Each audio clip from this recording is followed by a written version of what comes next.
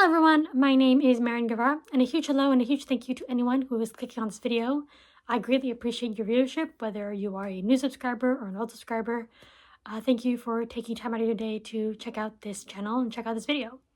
So today I thought I'd do a book haul. It's been a while since I did my last one, and I've accumulated quite a number of books. In fact, the shelves have been sort of recycled over the months. And yeah, this one will be covering all the books I got from the latter half of 2024 and then a bit of the start of 2025. There are two caveats to this book haul. I will not be featuring books that I hauled and then unhauled because, there's no point. Nor will I be showing books that I have featured prominently in other videos, just to avoid redundancy. So there's a lot of books, so let's just get started. So this first category are gifts, and they all happen to be special editions. So this one I got for my birthday back in October, and that is this Beehive Books edition of The Great Gatsby by F. Scott Fitzgerald. I adore The Great Gatsby. I never had to study it back in school. I actually read it for leisure in college. And yeah, Fitzgerald is one of my favorite authors. I've read all of his novels except for The Side of Paradise, which I need to get to. But yeah, when I saw that Beehive Books made this just gorgeous hardback edition, I had to have it. This is honestly the most beautiful hardback edition I've seen of The Great Gatsby. This is part of their illuminated editions, so they all come in this slipcase with a circular cutout. And what I really like about this edition is that you obviously have the green light here on the top, and then you have the cutout of Gatsby, and it's like he's looking out over the water to the green light, which is a very famous image within The Great Gatsby, and I just like how they incorporated that into the slipcase. So you slip it out. I also love the homage to the Celestial Eyes cover. And here's the back. It has some beautiful Art Deco illustrations, and it comes with this art print as well. They also feature a page for the author, so it's F. Scott Fitzgerald. And then they also have a page dedicated to the artists. Just a gorgeous book all around, and I do appreciate that they put emphasis on illustrations. And if Beehive Books ever release more editions of my favorite books, I'll definitely be keeping an eye out for them. Now, this next book is another birthday gift. However, it is from me to me, and that is the Fairy Loot edition of Howl's Moving Castle by Diana Wynne Jones. This is another favorite book of mine, and I got this version because the reversible dust jacket features Book Howl and Book Sophie. I will get any edition of Howl's Moving Castle that features an illustration of the book characters. Don't get me wrong, I love the Ghibli film. However, I think we need more love for Book Howl and Book Sophie for sure. So this is the cover, bit in the back, and then here are the sprayed edges. This is what the regular cover for this looks like, so it's just displayed here on the sprayed edges. Very beautiful, so yeah, glad to have this in my collection. Now, the last of these gifts is my Christmas gift, and that is the Collected Works of H.P. Lovecraft, Volume 1. This is published by Corruptor Press. I believe they're going to be doing 4 volumes or 5 volumes. I'm not entirely sure. I've always wanted a comprehensive collection of Lovecraft's work, and yet this seemed like the one to choose. So it's just a very impressive bind up. We have this beautiful illustration of Dagon. It's the front, and then you're in the back. This edition also comes with art on the inside. It has a sewn binding, which I love, and it has a ribbon bookmark as well. It also has a gorgeous naked hardback cover. And my only gripe with this edition is the fact that the dust jacket feels so fragile, like any wrong movement and you're just going to tear it apart. So this is probably going to be Mylar wrapped. But yeah, adore this. I can't wait for Volume 2, whenever that's coming out. This next category of books are miscellaneous. They're books I picked up off of, eBay, Facebook, the bookstore. So the first one I have to show you is Caliban's Hour by Tad Williams. This one I got off of eBay, and I got on the recommendation of Joanna from Joanna Reads. She saw one of my videos called recommending 4 books you probably never heard of. One of them is Miranda and Caliban by Jacqueline Carey, who is known for the Crucial trilogy.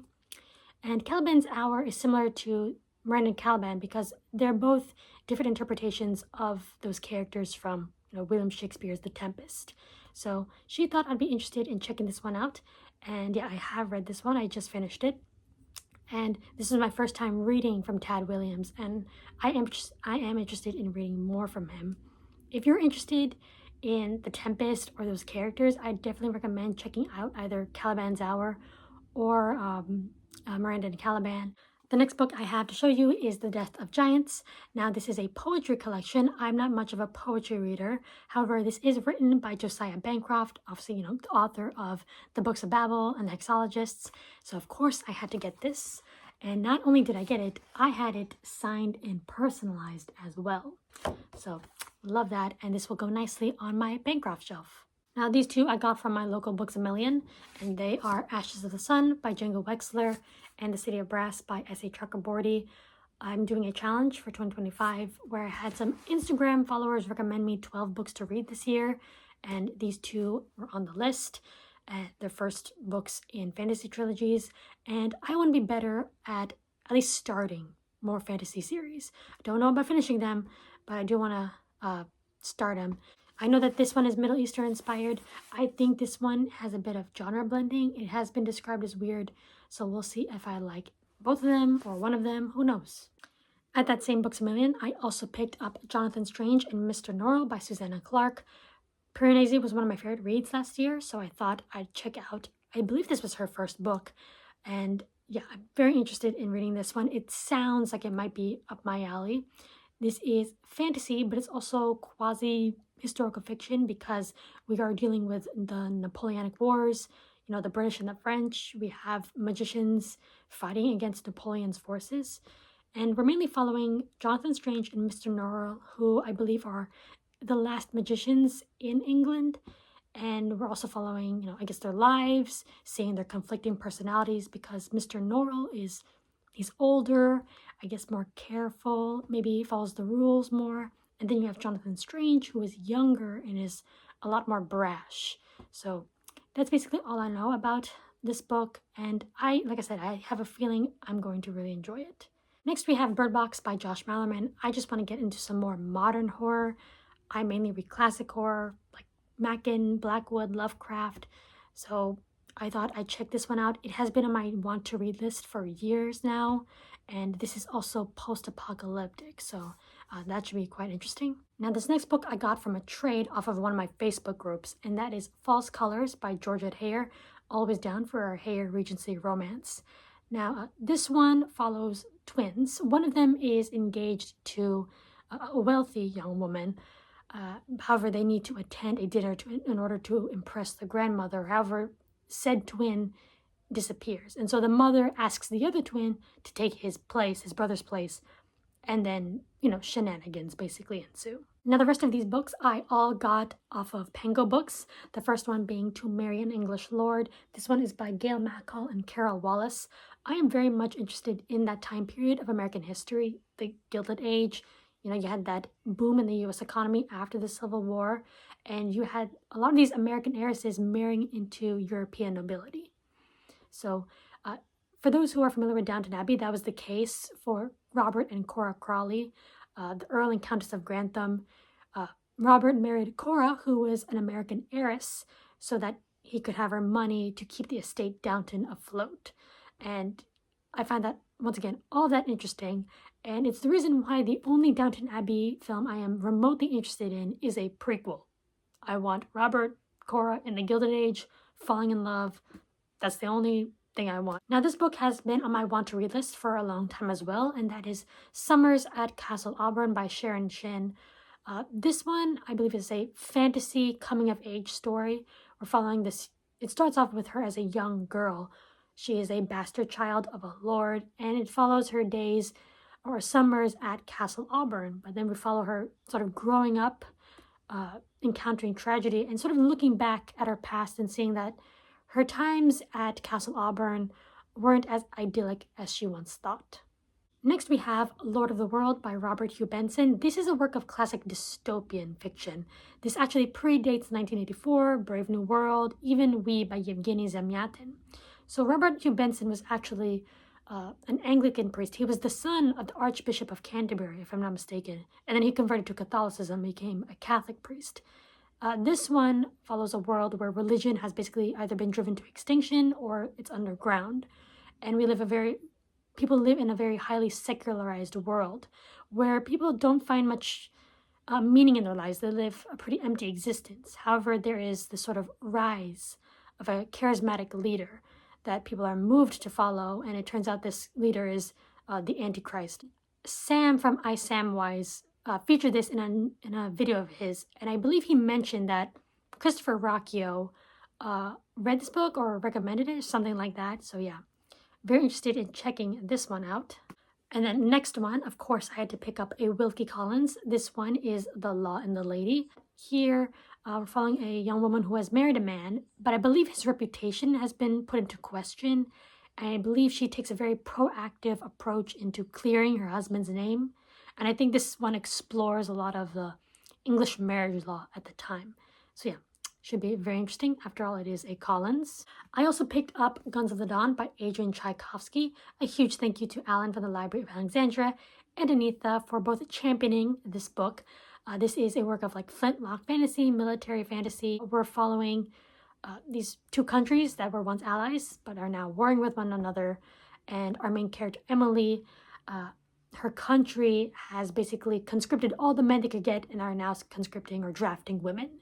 So she is sent off to war, and she experiences sort of the horrors of it, both the physical and psychological ones as well. This was a solid read, a great read to start off 2025. Now, this next book I am very eager to get to.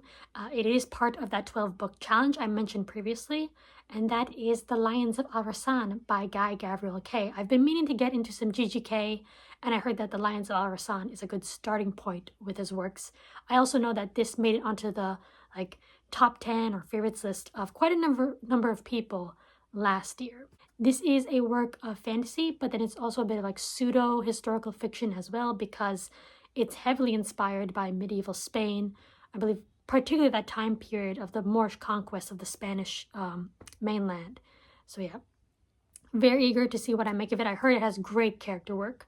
So yeah, hopefully I love it. Now for these last books, I actually broke one of my personal rules, and that's I bought an entire series without having ever even read the first book. I don't plan on repeating this decision, but anyways, I bought the entire Farseer trilogy by Robin Hobb. So I've been always meaning to read Assassin's Apprentice. However, I just never had that push to get the paperback. However, I was on Pangobooks and I saw this edition, this mass market paperback edition with the Michael Whelan art here. And I thought, wow, I look at that and I definitely feel more inclined to pick up the book. So I had it saved and I thought, okay, by the end of the week, I'll get it. However, it was gone the next day. So I was like, dang it, I was kicking myself. I should have gotten it. It was dirt cheap, okay? And who knows when another person will come in and put for sale that exact same edition. So I kept on waiting, kept on checking, and I did find a person, one seller who was selling Royal Assassin and Assassin's Quest on their Pango site for cheap. She had books 2 and 3, but not the first one. And I thought to myself, you know what? I'm just going to get these two, and then I'll just find Assassin's Apprentice. And then I was on Instagram, and I made a post or a story saying, hey, does anyone have the matching Assassin's Apprentice to these two books? And someone did, and they're like, hey, you want it? And I'm like, absolutely. So I got Assassin's Apprentice. I bought it from him. So now I have the entire trilogy in these gorgeous editions. These mass market paperbacks, in my opinion, are the best editions of the Farseer trilogy. I've seen quite a bit of covers for this trilogy, but I think these ones are the best. You know, I just love the colors, the blue, the pink and purple, the green and yellow. The Michael Whelan art is just fantastic. So yeah, happy to own these. Hopefully I love this series so I can keep these gorgeous editions. So that was my book haul. Quite a number of books. But as I mentioned, I have started reading some of them. Guns of the Dawn, Caliban's Hour. And hopefully I can chip at this pile. Some will stay, some might be annulled. Who knows? Just have to stick around and see. So yeah, let me know down in the comments. So what were some of your favorite books you hauled recently? Whether it was last year, this year, let me know. And yeah, thank you for watching. And I'll see you in the next video. Bye!